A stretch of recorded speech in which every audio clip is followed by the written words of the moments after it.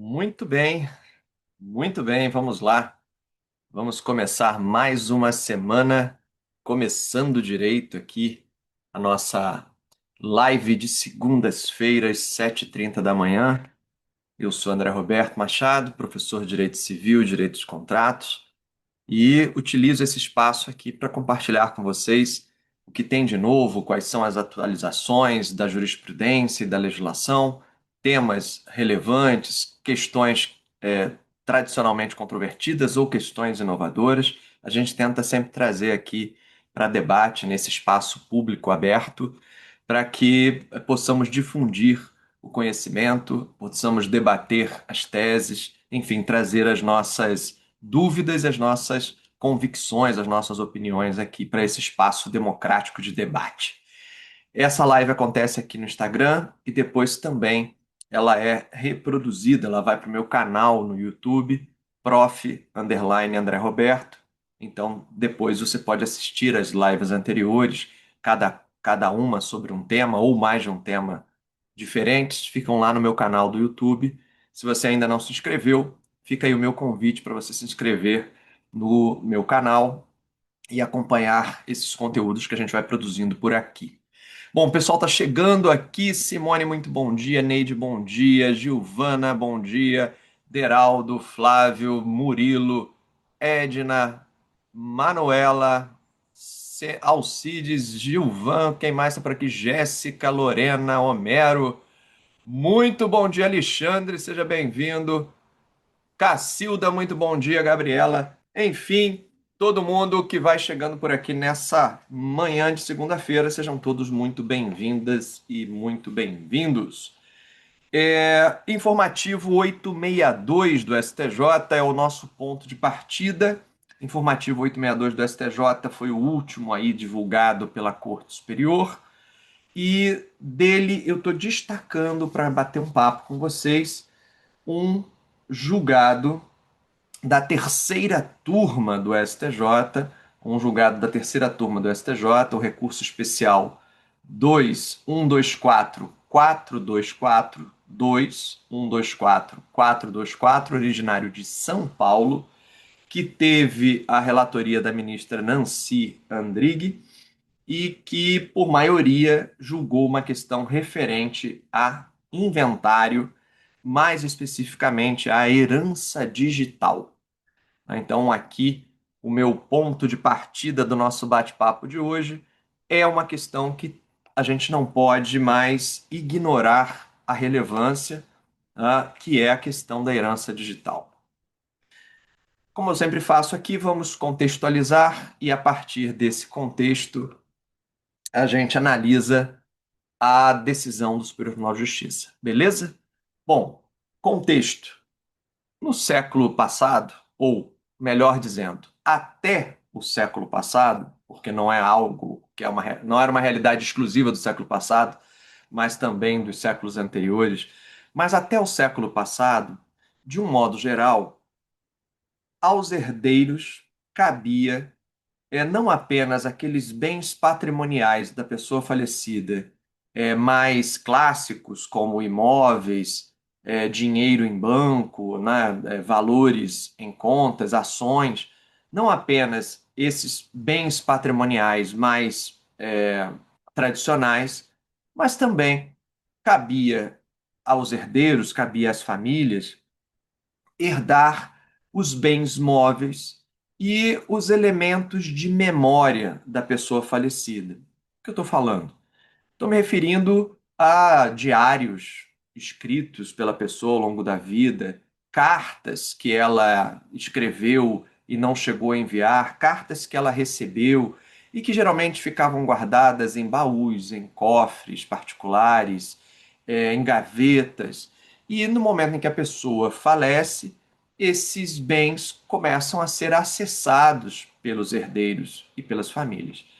E muitas vezes o que se observava, ou que se observou ao longo da história, foram os herdeiros tendo contato com bens patrimoniais até então não conhecidos, pertencentes a essa pessoa falecida e que agora passavam a ser objeto de transmissão sucessória, transmissão hereditária. Caso, por exemplo, de poemas escritos, obras literárias não concluídas, músicas escritas, mas não gravadas, e que estariam ali guardadas no meio dos cadernos, no meio dos escritos, nas gavetas, nas caixas, enfim, nos baús deixados por aquela pessoa falecida.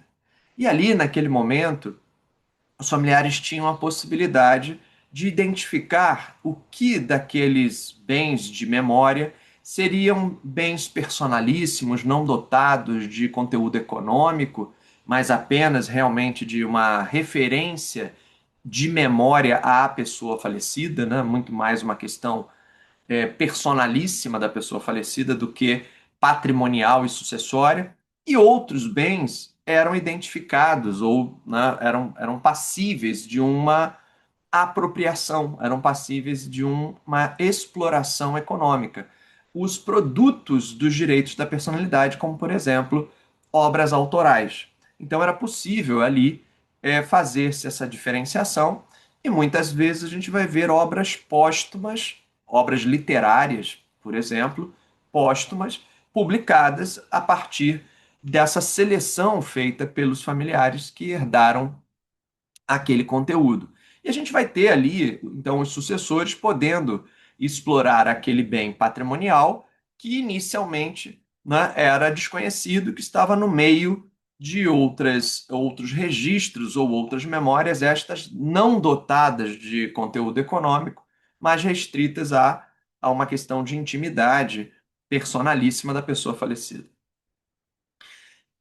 A gente vai ver isso, como eu disse, na literatura, a gente vai observar isso na música, a gente vai observar isso em várias, né, circunstâncias.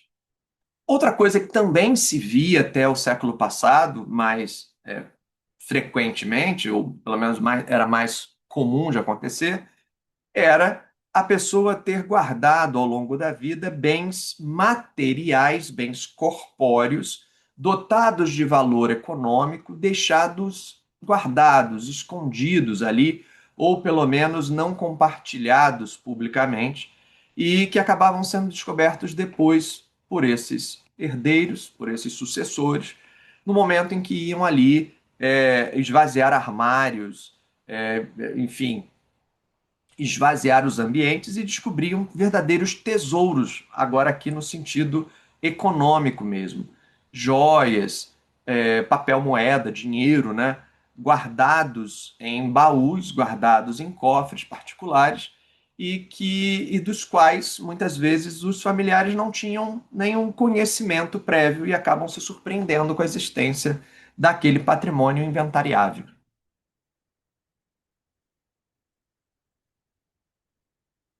E muitas vezes a gente viu o cinema, né, explorar isso. A gente viu outras formas de arte, mas principalmente na parte, né, da produção cinematográfica, explorando esse tipo de situação, né, de você achar ali, né, um baú guardado com, né, dinheiro amealhado, joias, ouro, enfim, pedras preciosas, coisas que não tinham sido compartilhadas publicamente, mas que estavam ali e eram passíveis de serem sucedidas pelos herdeiros, pelos sucessores. Aliás, se a gente olhar o Código Civil brasileiro, mesmo o Código Civil de 2002, que já é um código em tese do século XXI, em tese porque ele é um projeto do século XX, que levou na, 3 décadas para ser efetivamente transformado em lei, mas a gente vai observar ali ainda a ideia, né, do achado de tesouro, daquelas situações em que pessoas encontram esses tesouros, né, sem memória do seu titular, ou às vezes sem referência a quem teria sido o seu titular originariamente. Isso acaba tendo uma regulação de propriedade, de como se adquire a propriedade nessas circunstâncias. Então a gente vai ter lá no direito civil esse tipo de tratamento. Mas beleza. O que isso tem a ver com o informativo 862? Como eu disse, contexto.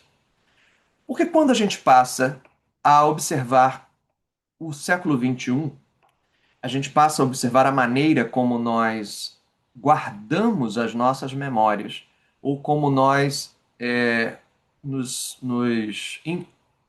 apropriamos de certos bens, a gente vai ver que no século XXI surge uma outra figura. Ao invés de eu ter uma gaveta onde eu guardo as minhas cartas, ao invés de eu ter um diário onde eu escrevo as minhas memórias, a gente passa a ter dispositivos eletrônicos que armazenam essas informações. Sejam eles dispositivos locais, né? Então HDs locais, pendrives, notebooks, computadores, em que na memória local eu armazeno esse conjunto de informações, de memórias, ou mesmo em dispositivos externos, a chamada nuvem, aonde eu deixo ali nos servidores de terceiros armazenadas essas informações.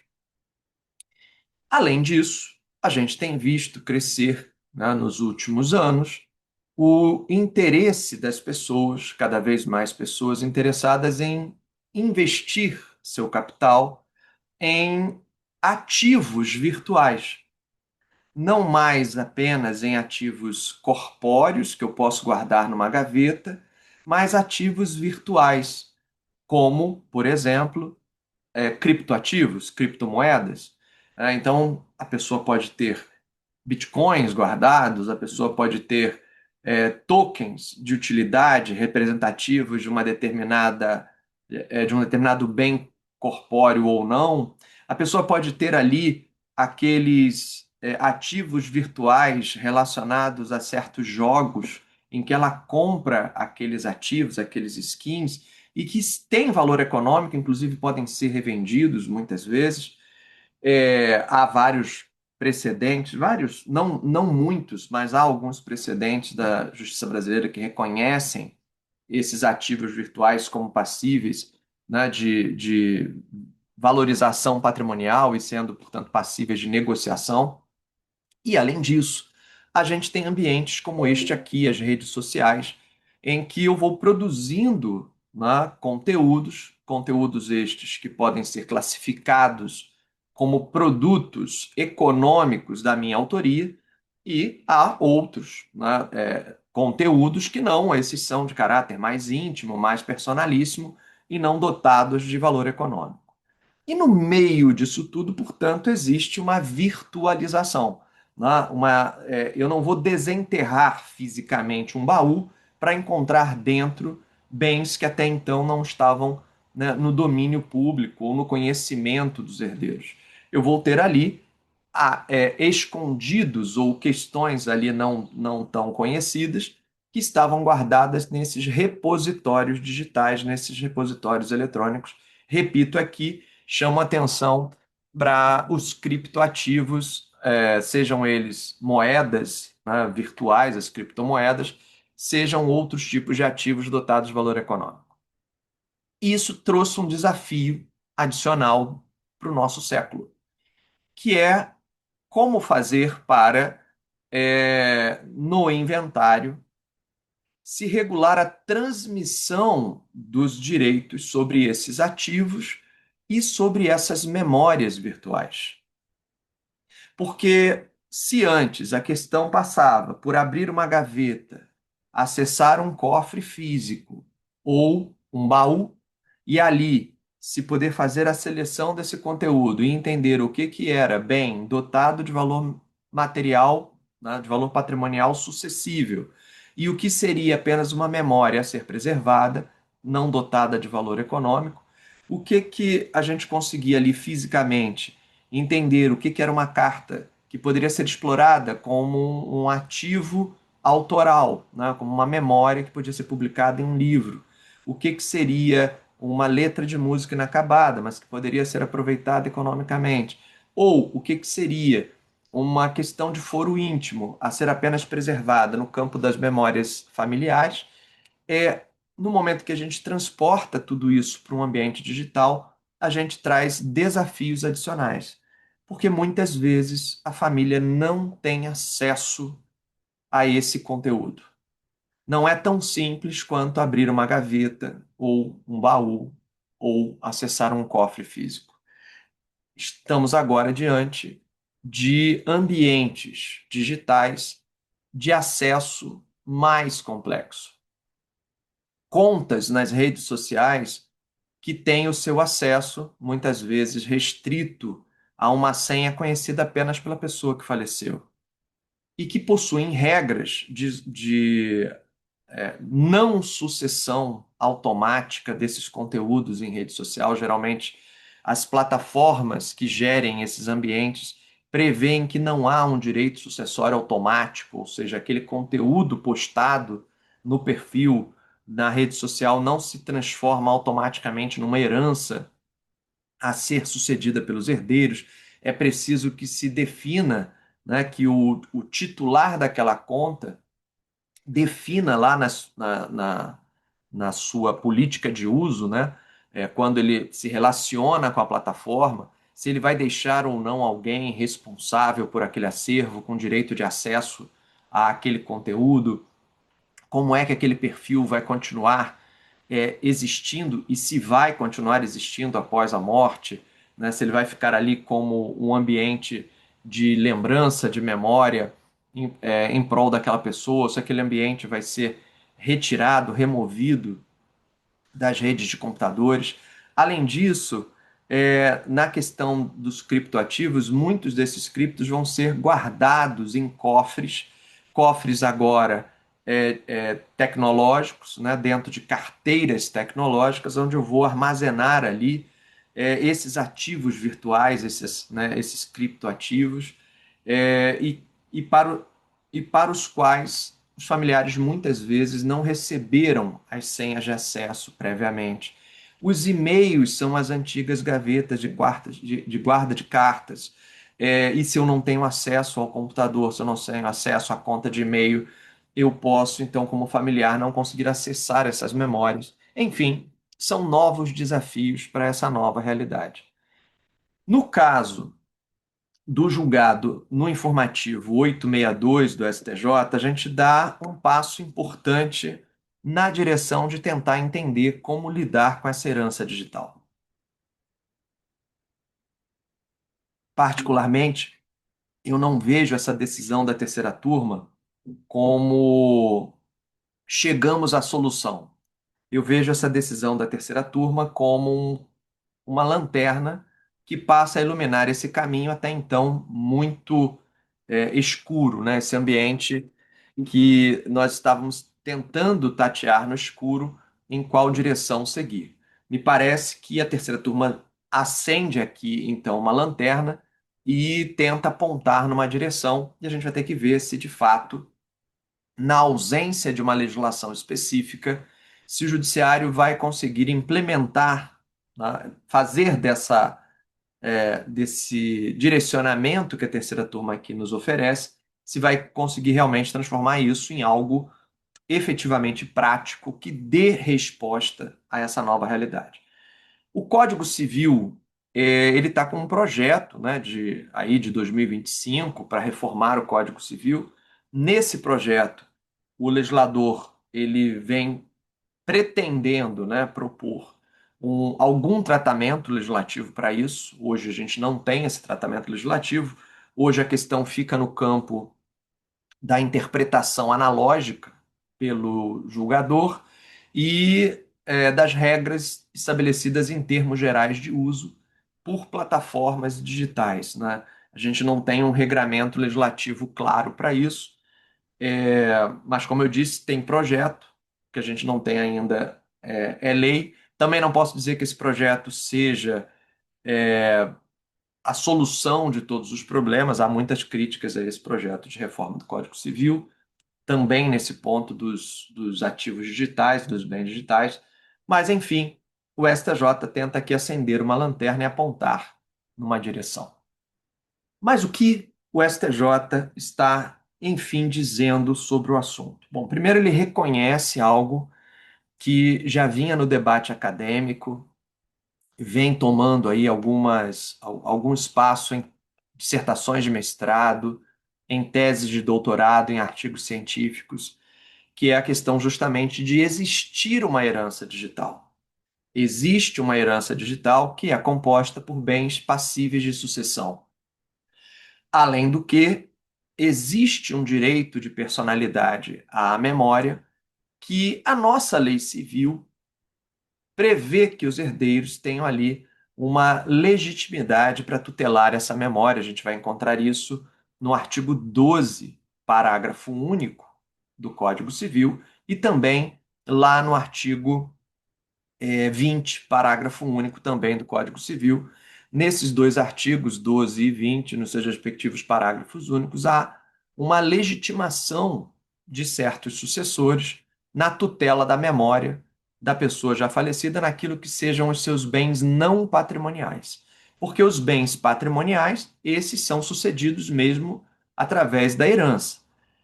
Os não patrimoniais, que são aqueles direitos de caráter personalíssimo, que dizem respeito apenas à personalidade extrapatrimonial da pessoa falecida, ali é só um direito de preservação, né, de tutela da memória, que o nosso ordenamento também reconhece. Então, há um papel aqui da terceira turma de dizer: olha, existe essa herança digital, essa é uma realidade. E a gente tem que poder lidar com essa herança digital.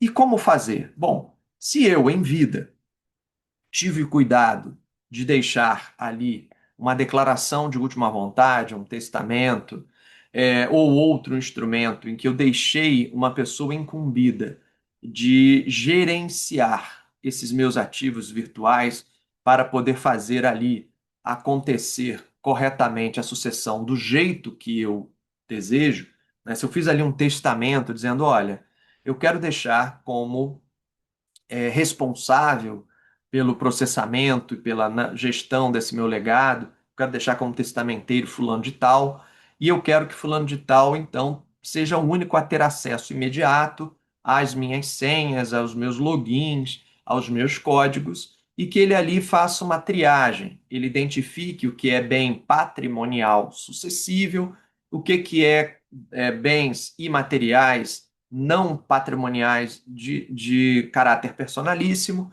e que ele então faça essa classificação e, feita essa classificação, liste os bens dotados de conteúdo econômico para que eles sejam então objeto de partilha entre os meus herdeiros. Então eu posso ali deixar alguém que vai ter senhas, né, login e senha das minhas redes sociais, das minhas contas de e-mail, dos meus cofres virtuais, dos meus ativos, né, virtuais dotados ou não de conteúdo econômico. E ali eu nomeei esse testamenteiro com essa incumbência, né, de olhar para esse acervo, fazer essa classificação e então processar corretamente essa minha última vontade para que seja levado à partilha apenas aquilo que eu de fato, aquilo que de fato eu não, aquilo que de fato tem conteúdo econômico partilhável.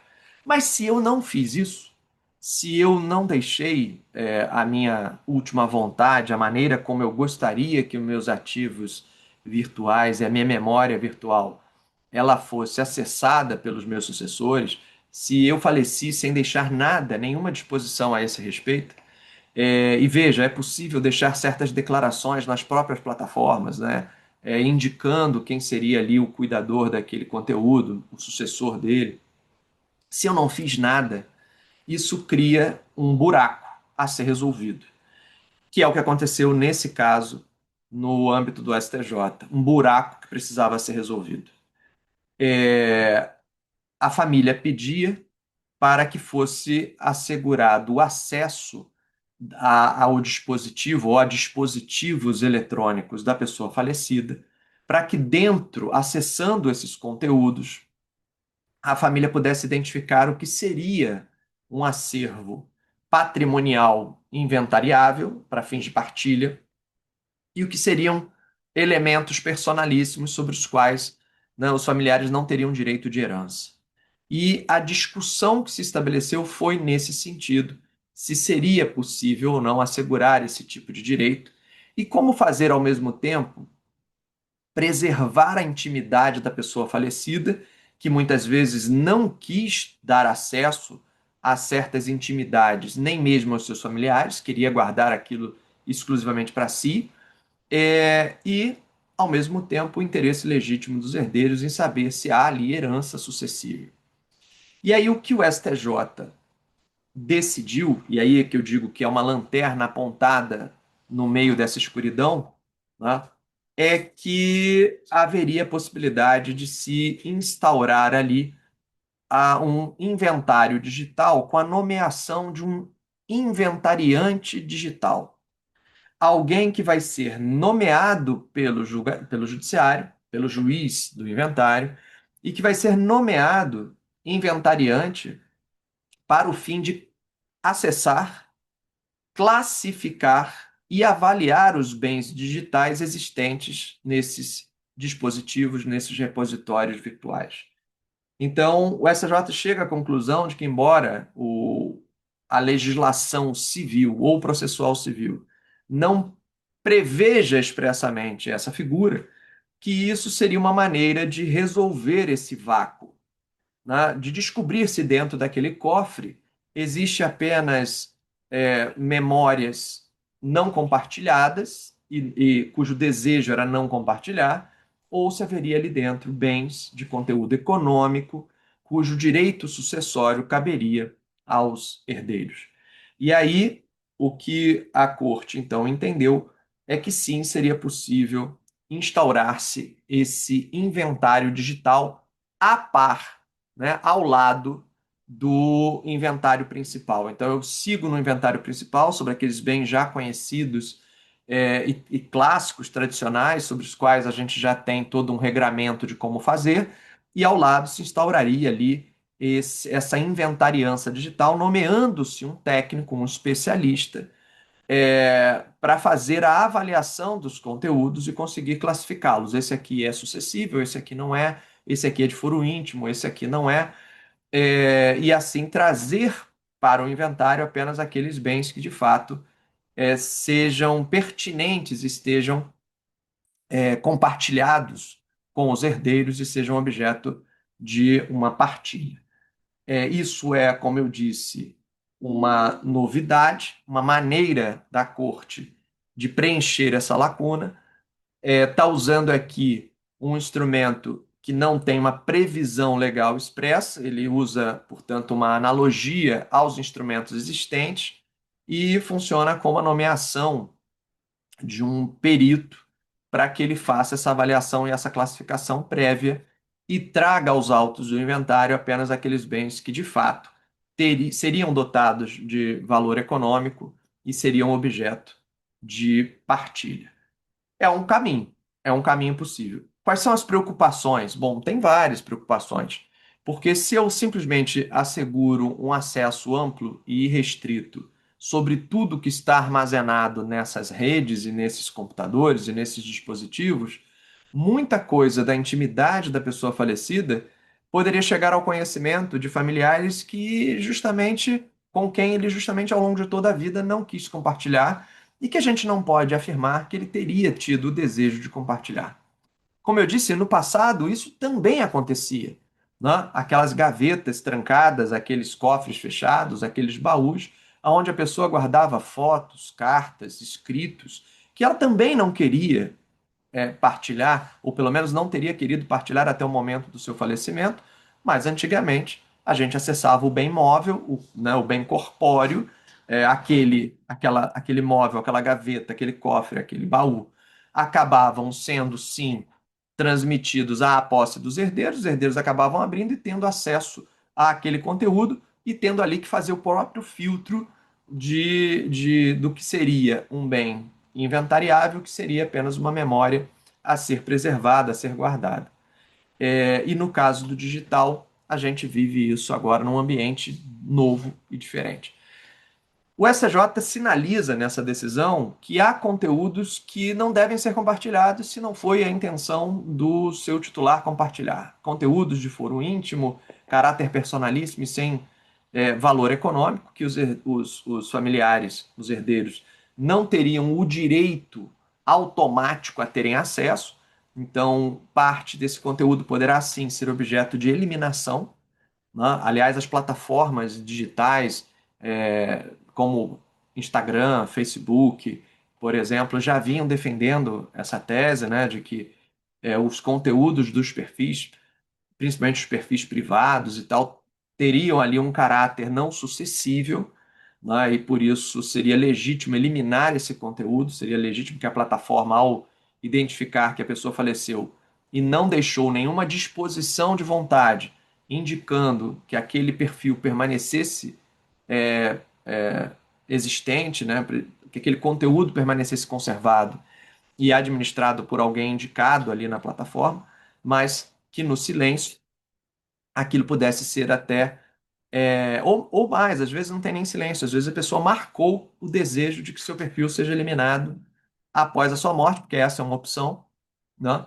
E aí aquelas memórias todas seriam eliminadas sem que antes fossem compartilhadas ao conhecimento dos familiares, como sendo um desejo da pessoa falecida e um desejo legítimo da pessoa falecida de não compartilhar a sua intimidade com ninguém, né? De preservar ali a sua intimidade mesmo depois da sua morte. Então, são desafios trazidos pela nova tecnologia, mas que servem para a gente de lanterna. Então, hoje a gente pode dizer o seguinte: olha, se isso acontecer, se você tem um inventário que envolve ali dispositivos eletrônicos, conteúdos digitais, perfis de rede social, e não tem, num primeiro momento, a ideia de quais ativos se encontram ali, se a avaliação deles seria de bens patrimoniais ou não, se seriam sucessíveis ou não, um caminho é, então, hoje, inspirados nessa decisão do STJ, dizer: olha, eu peço que seja aqui instaurada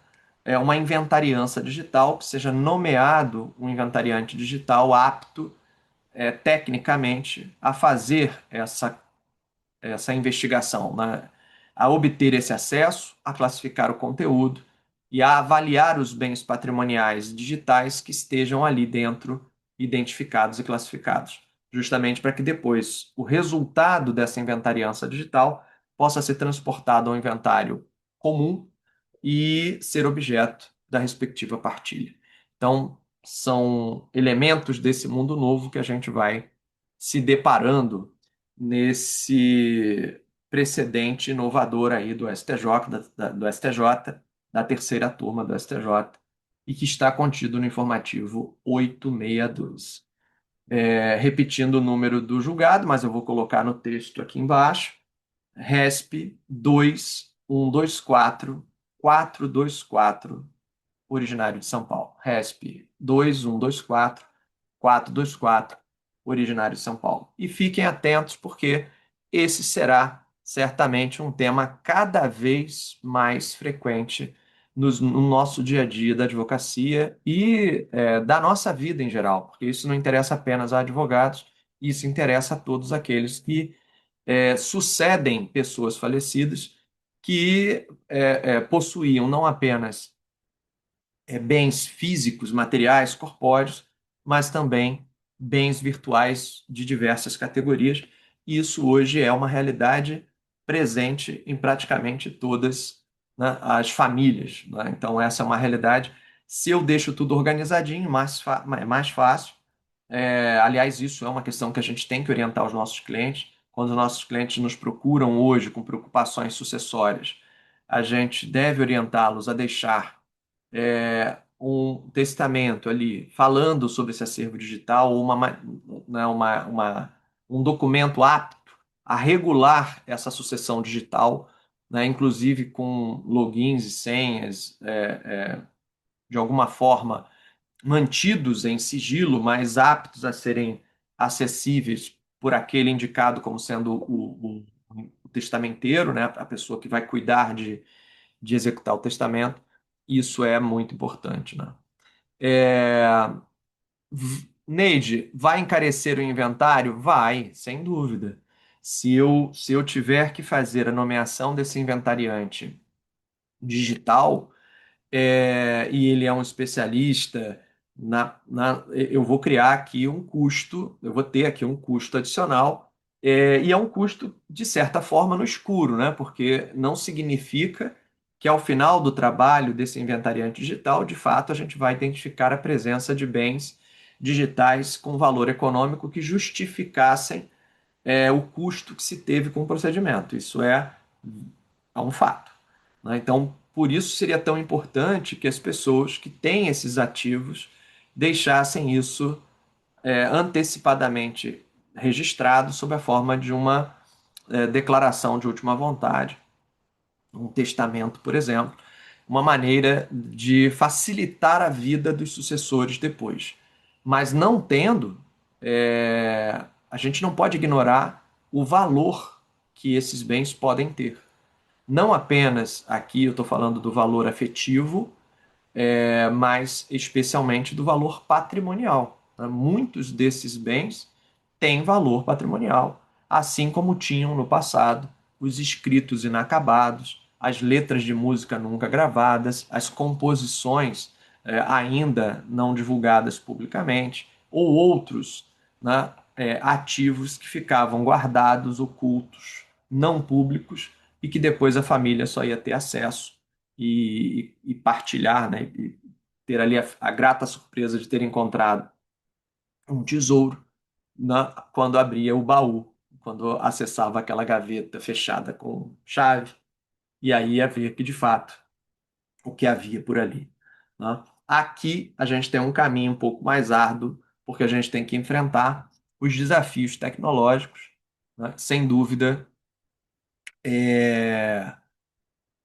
um caminho que a gente vai ter que lidar. Como eu disse, o STJ trabalhou na analogia, ele não tem uma lei específica que regulamenta essa matéria, tá? E a gente já teve alguns poucos precedentes, mas já teve alguns precedentes de litígio entre familiares de pessoas falecidas e redes sociais, administradores de redes sociais, sobre o acesso aos conteúdos ali existentes, principalmente mensagens no direct, mensagens não públicas ou postagens não públicas. E esse é um desafio que a gente vai viver, né? Vai ter que enfrentar cada vez mais. A nossa vida está extremamente virtualizada. A gente não pode ignorar que a nossa riqueza hoje não é composta apenas daquilo que a gente tem numa conta de banco ou num registro imobiliário. A gente tem muito mais elementos de valorativos de riqueza espalhados por outros espaços, né? Espaços não físicos, espaços virtuais, cujo acesso às vezes não é tão simples, não é tão óbvio, mas ele está lá, né? É, será, sem dúvida, Giovana, será um norte. Eu não sei se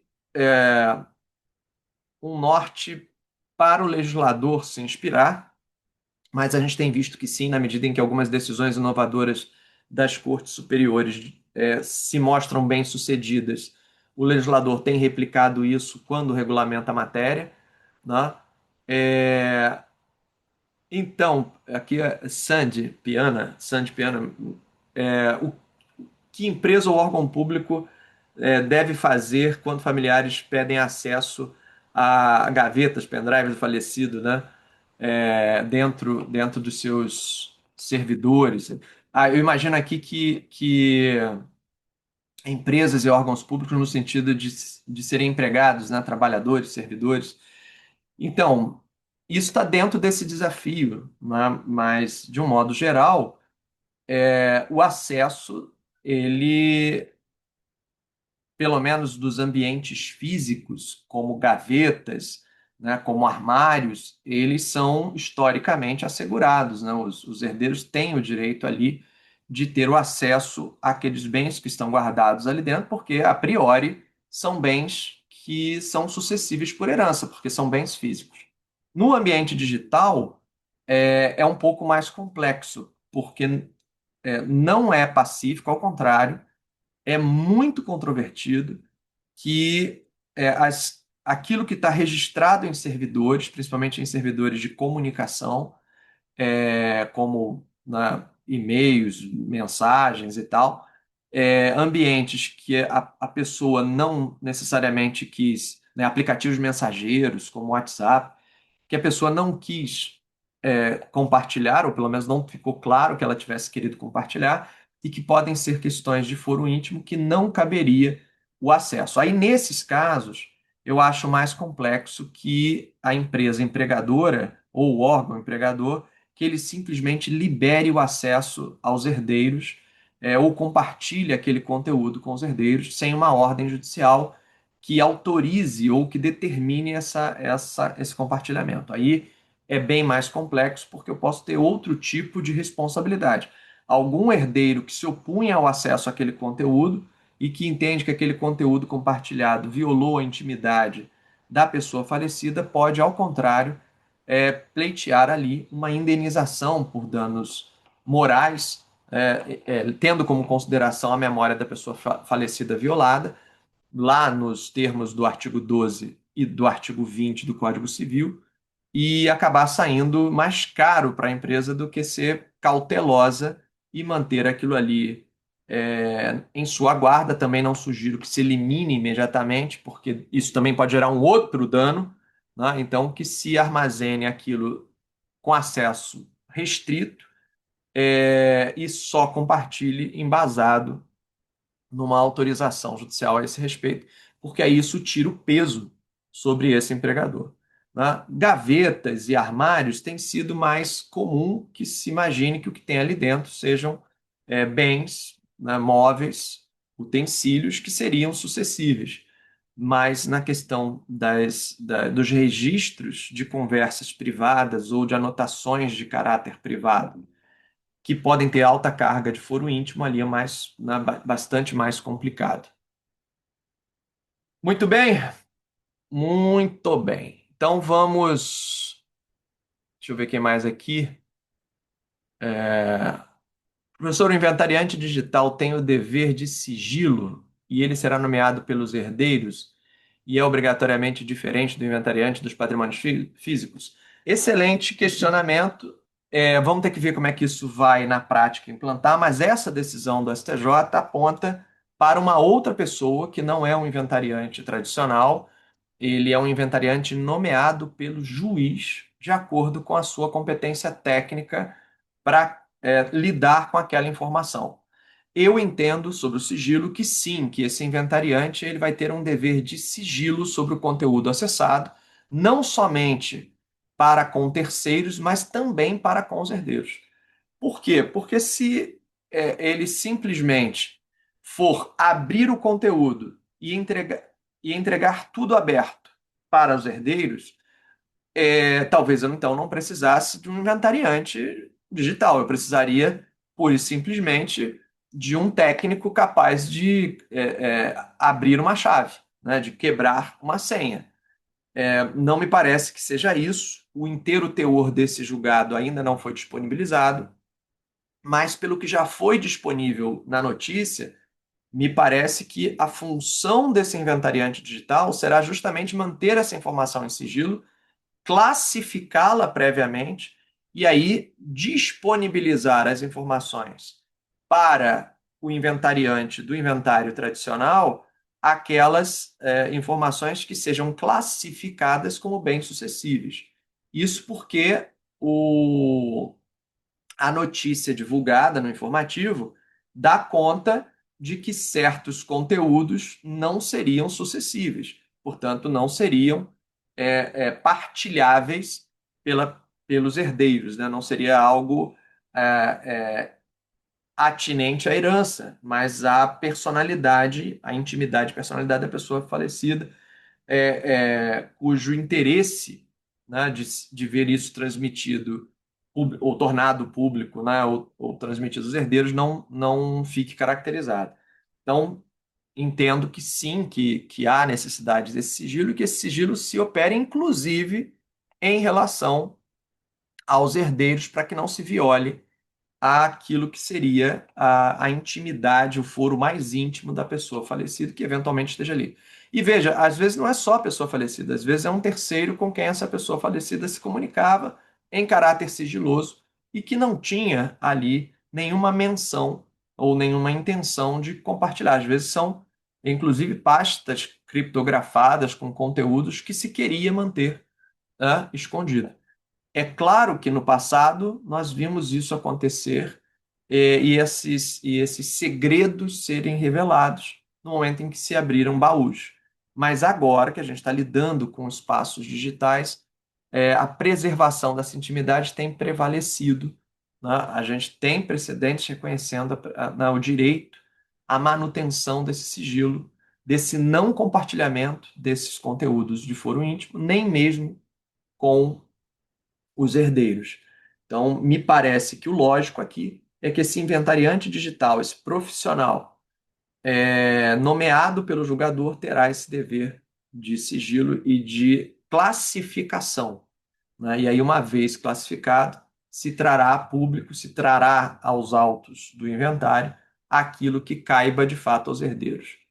Se eu quero que outra coisa aconteça, eu tenho que ter a preocupação de deixar isso registrado em vida, porque aí eu vou facilitar muitíssimo a vida dos meus sucessores. Se eu tenho essa preocupação, aí o ideal é deixar isso minimamente regulado, de maneira que os meus herdeiros consigam ter esse acesso sem esse dificultador. Mas não havendo nada, o caminho, me parece, nesse momento, seja seguir essa lanterna acesa pela terceira turma do STJ.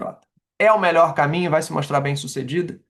Veremos, né? A gente não sabe ainda como é que isso vai funcionar na prática. A gente tem aqui um precedente a ser acompanhado de perto para saber como é que isso na prática vai se desenvolver e se realmente vai resolver o problema dessas famílias, né? E vejam, isso não quer dizer que esse inventariante digital, assessorado que seja por especialistas tecnológicos, ele vai conseguir abrir todas as caixas, todos os cofres, porque há níveis de criptografia que hoje a tecnologia não disponível não nos permite quebrar.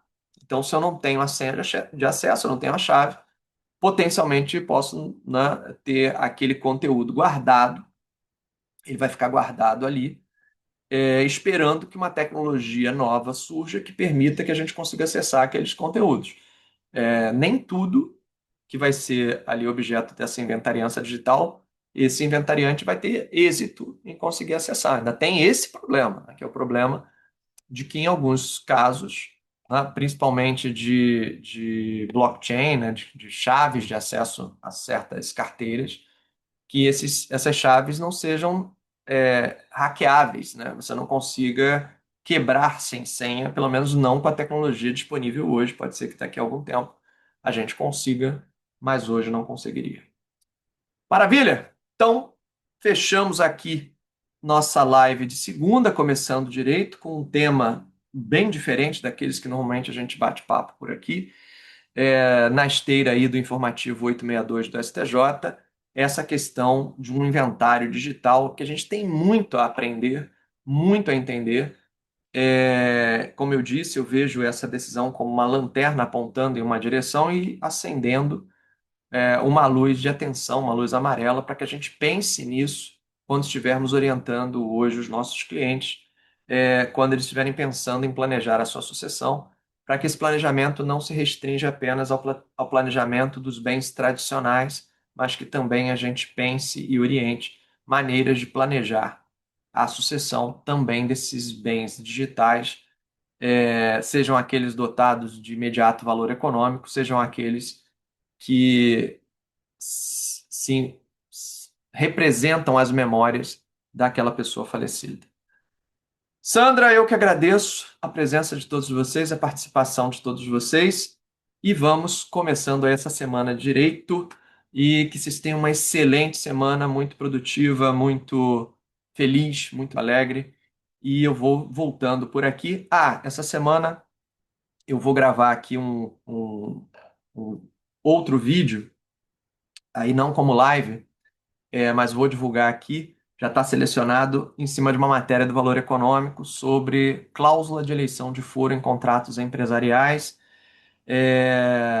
para lidarmos aí com esse um ano de vigência do artigo 63 do CPC, que trouxe aquela confusão, né, sobre poder ou não poder eleger o foro em de qualquer forma, e de possíveis abusividades de cláusula. Vou trazer esse tema aqui, vou fazer um vídeo sobre ele. Fiquei na dúvida se faria a minha live de hoje sobre esse tema ou sobre o Informativo 862, mas achei que o Informativo 862 trazia uma novidade aí que era mais urgente. mas vou compartilhar com vocês ao longo dessa semana esse outro conteúdo. Um beijo grande e até a próxima. Tchau, tchau, gente.